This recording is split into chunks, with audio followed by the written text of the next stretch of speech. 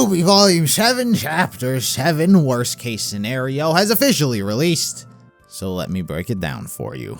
So the fake footage has gotten out there. The people now believe Penny murdered all of those people at the election rally. And so, because of the grim attack that ensued, public gatherings are prohibited for the time being, and everyone is being sanctioned to stay indoors. With everyone off of the street, Robin Hill goes from politician to vigilante, stealing Atlas supply trucks because she doesn't know what else to do. She doesn't know what they're for, but screw it, she's taking them anyway because she's upset.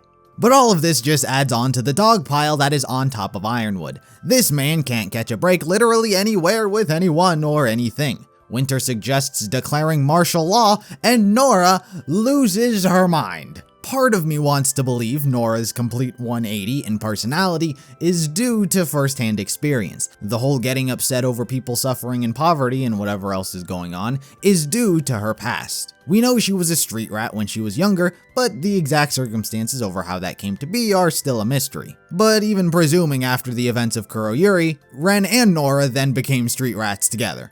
But I'm hoping that the reason she's acting this way is because she relates to it, not because it is the right moral stance to take objectively speaking. To have Nora's normal, cheery, and wacky personality be swapped for this moment, I hope speaks to her character rather than the scene demanding someone say it, didn't matter who. But also, Nora, don't think you get to get away with the hypocrisy same as RWBY. I swear if one more of these characters try to teach Ironwood a lesson in telling the truth, I'ma rip someone's head off in real life. Nora has the audacity to try and shame him.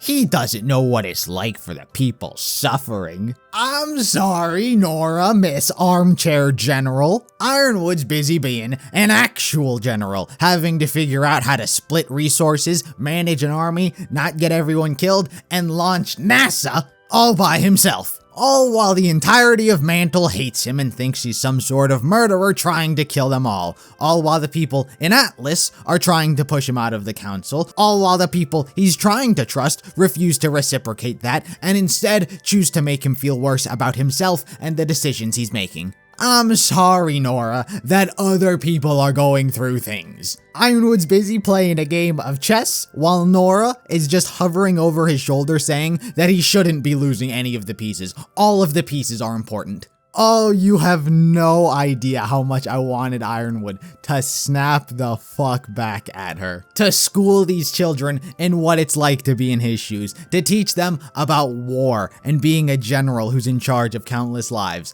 But he can't do that. Because if he did, they wouldn't trust him anymore. The characters aren't looking for a reason to trust him. They're looking for any and all reasons not to tell him the information. And if he just roasted these kids, they'd just be like, well, he is wired and unstable and we cannot trust him, despite contributing to winding him up.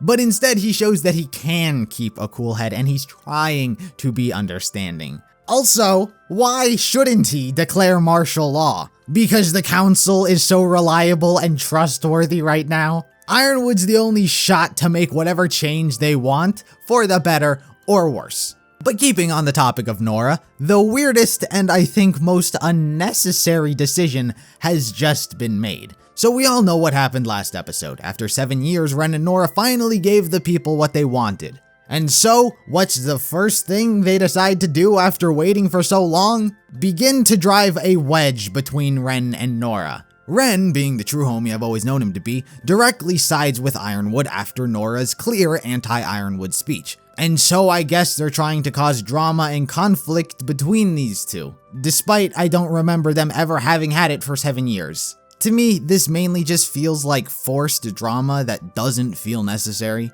But anyway, let's fast forward a little bit in the episode. So RWBY and Weiss go on to check on Penny. Her site is being downloaded, so to clear her name, where we learn a little bit more about her existence. It's more or less what you'd have expected. She was created by a group of scientists and engineers in hopes to create a defense bot. Pietro wanted one to have an aura, and thus the Penny project was greenlit by Ironwood. But despite popular belief that she can generate her own aura, Penny's aura actually comes from Pietro's very own. Without his, he cannot create nor consistently bring her back to life. What does this mean?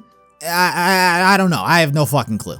Here's the thing. Amongst all of the nerfs, changes, and retcons this show has specifically done, Aura remains at the top of that list. How it works, if it's passive, if it's active, just the general rules of it has changed. And in this scene, I don't know if this is what they were trying to convey, but it made it seem as though each time Pietro gives up a bit of his aura, he's essentially killing himself. Like I said, I don't know if that's what they were trying to get across or if that's how I wound up seeing it. But if aura is some sort of life force, then, dude, I'm gonna be so exhausted.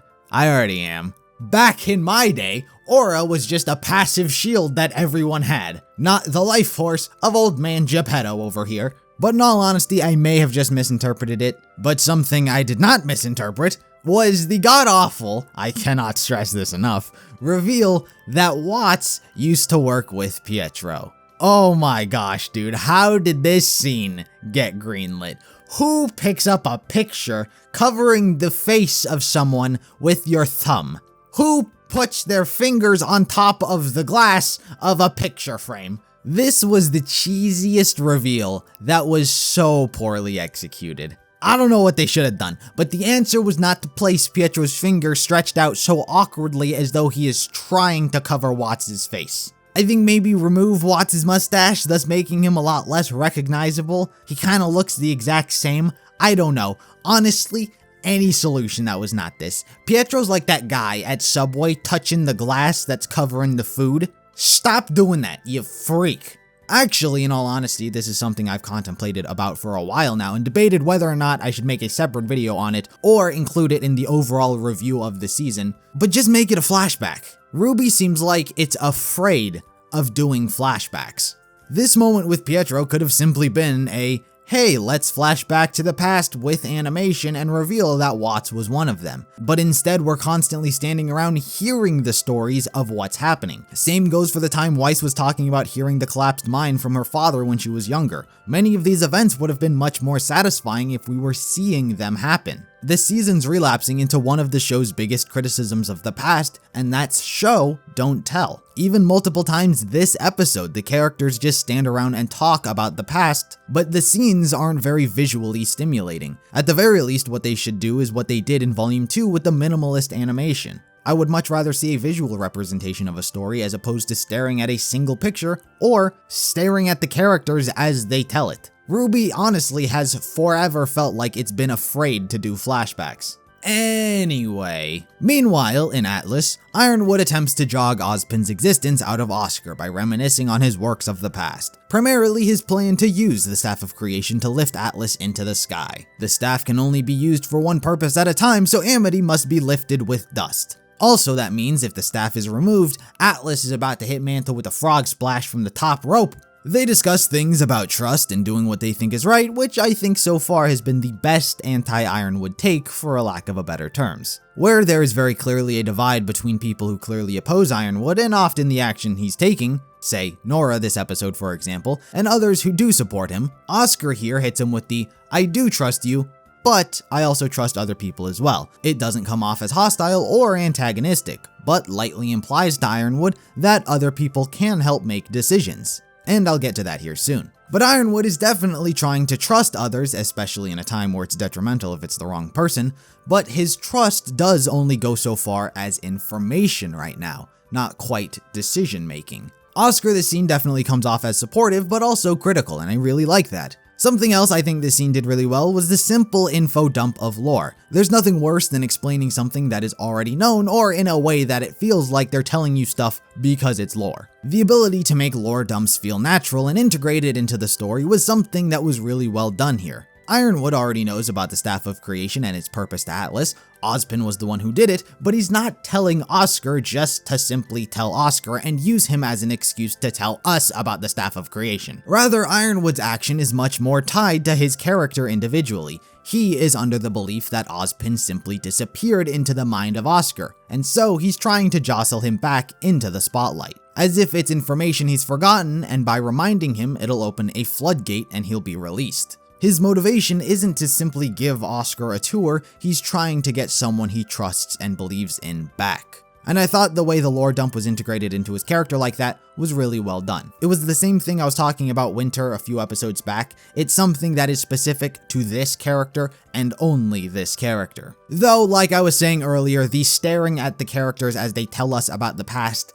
isn't very visually stimulating. But the rest of the episode was a mission with Blake and Yang. Their job is to hide inside one of Atlas's trucks and bum bait Robin in, so when she tries to steal it, they pounce and blammo, she's arrested. But contemplation leads to Yang questioning what it is they're doing, being disgusted by having to hide the truth from people. Blake does the worst thing possible, and that's taking the side that is against Ironwood, and I have no respect for anyone who does that. But this conversation all leads back into vaguely talking about the events that transpired with Adam. All this pondering leads to them making a decision for themselves. They choose to tell Robin all about Ironwood's plan because they believe it'll be the first step in restoring the rift that has formed between Mantle and Atlas. Now, are you ready for this? Are you ready for the words that are about to escape my face hole and enter your ears? Because gosh darn, I sure wasn't ready for this. Blake and Yang had a good scene. Whew, my goodness, it's felt like almost 5 years since I've said that. And you want to know why?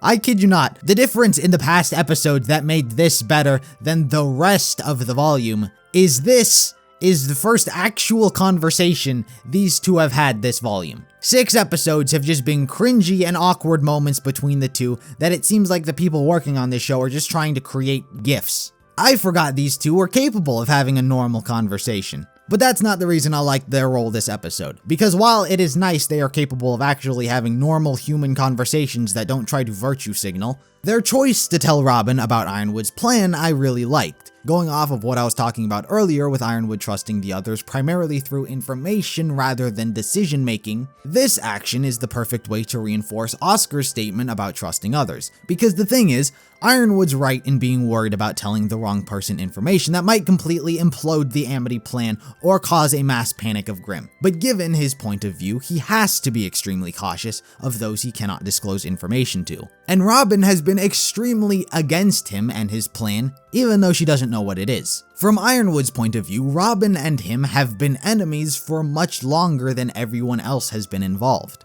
But Blake and Yang, or should I say Yang, Blake's being a bit of a priss, Yang is on the side of Ironwood. But she is using her own first-hand experience and better judgment to make her own choice, something I wish the characters did more often amongst their inner circle. Like, Blake has been so gung-ho this volume in pretty much just leaving everything up to RWBY. Oh, I trust her, she'll figure things out. And though this action is just once again anti-Ironwood, it does give me hope that the characters can act according to themselves. They don't all have the same eyes, ears, and judgment. I want to see more of this within their own inner circles. There can be differing strategies and ways of approaching scenarios without causing forced drama.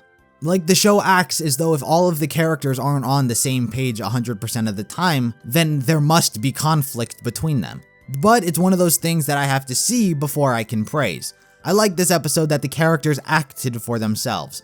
But in a volume that has been so against Ironwood, it's not breaking any new grounds by disobeying his direct order. And I guess the thing I haven't talked about this episode were primarily just some semblance reveals, mainly from Robin and her gang. From creating a bubble of invisibility to absorbing an entire truck and its contents within the palm of a hand, to being a human lie detector.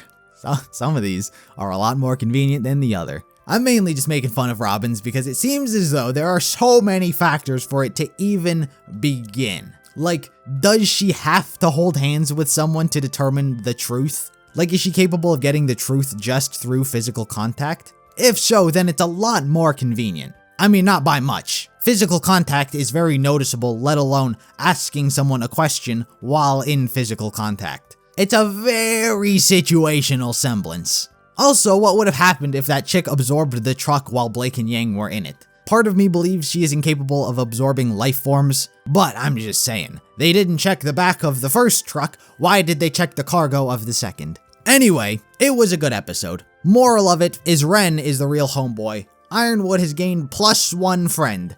He's now up to 3.